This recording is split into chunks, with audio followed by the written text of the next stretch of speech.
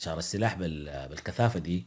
وحتى الآن بدأت تظهر حتى أنواع سلاح ثقيل يعني في بعض المواطنين، شفناها في بعض الفيديوهات. فالناس بتخوف إنه قد تكون ده مشهد من مشاهد يعني التفكك للدولة المستقبلي، إنك أنت في النهاية خلاص يعني ما حيكون في دولة بمعنى الدولة اللي عندها سلطة حاسمة وحاكمة، إنه مواطن مسلح يعني ممكن يعترض على قراراتك بالسلاح.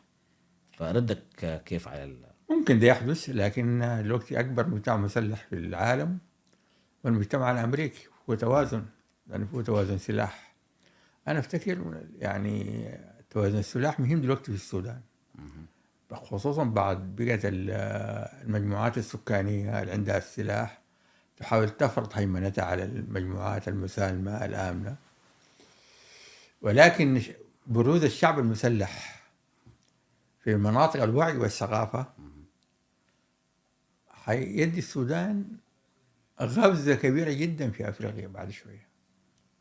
أول شيء الجيش السوداني هيصبح من أقوى الجيوش، لأنه خش تجارب بتاعت حروب دلوقتي. الجيوش دلوقتي مازينة يعني. نعم. أنت دلوقتي إذا قالوا لك المعجزة تحت القرن 21 شنو؟ هتقول صمود حماس قدام الهجمة الإسرائيلية، لأنه إسرائيل في 67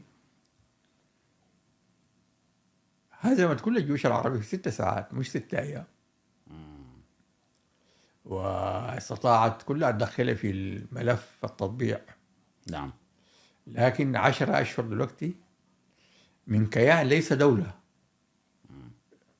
كيان مستضعف ومحاصر. فالكيان دي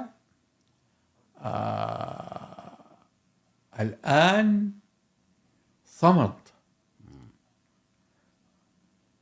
فكيف بالسودان الشمالي اللي هو حوالي 25 مليون ساعة يكون تحت السلاح، والسلاح منضبط بوعي، ماذا تعني بالنسبة له تشاد ولا ليبيا ولا غيرها؟ ده حيكون دي ما نظرة مفرطة في التفاؤل يا دكتور؟ لما افتكر هي قراءة انه يكون الجيش السوداني اقوى بعد الحرب دي بيكون اقوى، لانه بقى عنده خبرة قتالية. نعم. والجيوش اذا ما عندها خبرة قتالية ما عندها ما قيمة. عندها قيمة. يعني الليلة